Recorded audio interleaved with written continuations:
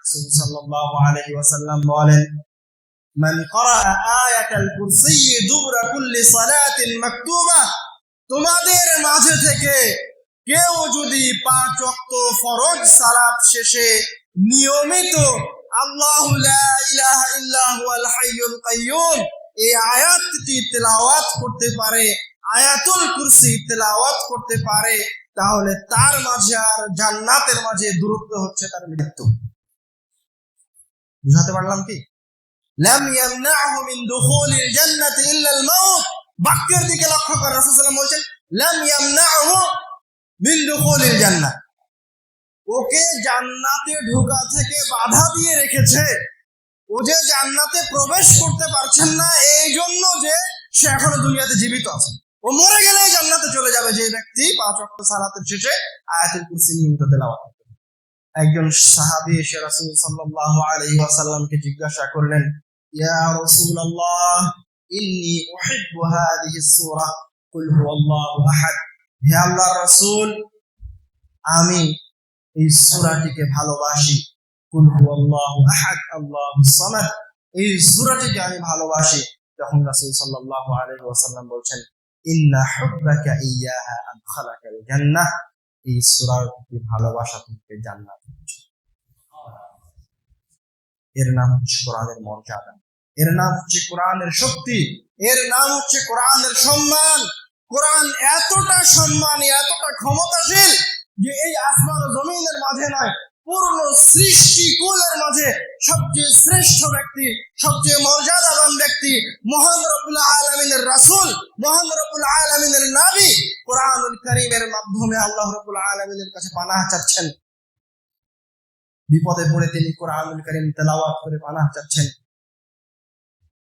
عن عقبة بن عامر رضي الله تعالى عنه قال بينما أنا أسير مع رسول الله صلى الله عليه وسلم بين الجحفة والأبواء, আমি একদা রাসূল সাল্লাল্লাহু আলাইহি ওয়াসাল্লামের সাথে সফরে বের হয়েছি। বাইনাল জুহফাতি ওয়াল আবওয়া, সফরে আমরা জুহফা এবং আবওয়া নামক দুইটি জায়গার মাঝামাঝিতে অবস্থান করছি।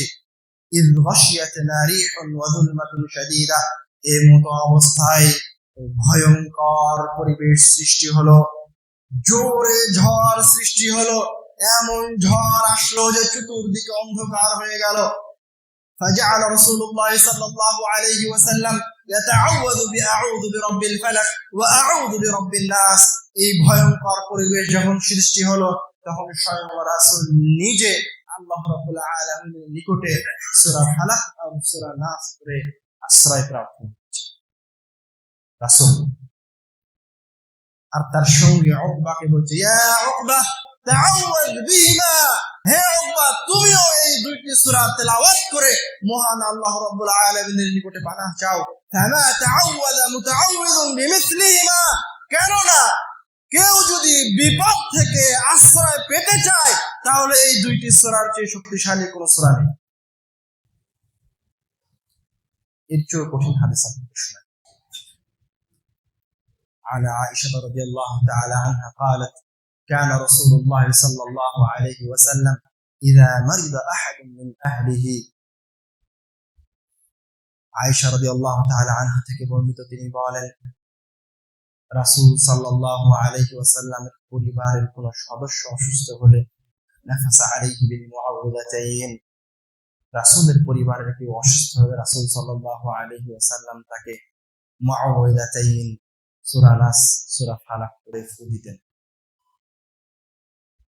শুধু তাই নয়, আয়েশা রাদিয়াল্লাহু তাআলা আনহা বলছেন যখন রাসূল সাল্লাল্লাহু আলাইহি ওয়াসাল্লাম নিজে অসুস্থ হতেন, ইয়ানফুসু আলা নাফসিহি, রাসূল সাল্লাল্লাহু আলাইহি ওয়াসাল্লাম নিজে অসুস্থ হলে তিনিও নাস ফালাক ইখলাস করে নিজের শরীরে ফু দিতেন। আর রাসূল সাল্লাল্লাহু আলাইহি ওয়াসাল্লাম যখন শেষবার অসুস্থ হন, রাসূল সাল্লাল্লাহু আলাইহি ওয়াসাল্লাম যেই অসুস্থে মৃত্যুবরণ করেন সেই অসুস্থতার কথা আয়েশা রাদিয়াল্লাহু তাআলা আনহা বর্ণনা করছেন যে তিনি এত অসুস্থ হয়ে গেলেন যে তিনি নিজে দোয়া করার মতো সক্ষমতা হারিয়ে ফেললেন, উনি নিজে আর করতে পারছেন না। তখন আয়েশা রাদিয়াল্লাহু তাআলা আনহা বলছেন কুনতু আকরাউ কুনতু আকরাউ আলাইহি, আমি আয়েশা নাস ফালাক ইখলাস পড়ে অসুস্থ রাসূল সাল্লাল্লাহু আলাইহি ওয়াসাল্লামের গায়ে ফু দিচ্ছিলাম, আর রাসূল সাল্লাল্লাহু আলাইহি ওয়াসাল্লামের হাতটি ধরে তার শরীর বুলিয়ে দিচ্ছিলাম। যখন রাসূল সাল্লাল্লাহু আলাইহি ওয়াসাল্লাম মৃত্যুবরণ করছেন, তার আগের ঘটনা, মারা যাওয়ার আগের ঘটনা, যেই অসুস্থতায় তিনি মৃত্যুবরণ করেছেন, সেই ঘটনার কথা আয়েশা রাদিয়াল্লাহু তাআলা আনহা বর্ণনা করছেন, যা আমি নাস ফালাক ইখলাস পড়ে রাসূল সাল্লাল্লাহু আলাইহি ওয়াসাল্লামের হাতটা ধরে তার শরীর বুলিয়ে দিচ্ছিলাম। আল্লাহ রাব্বুল আলামিনের কাছে কোরআন তেলাওয়াত করে আরোগ্য ভিক্ষা চাচ্ছিলাম।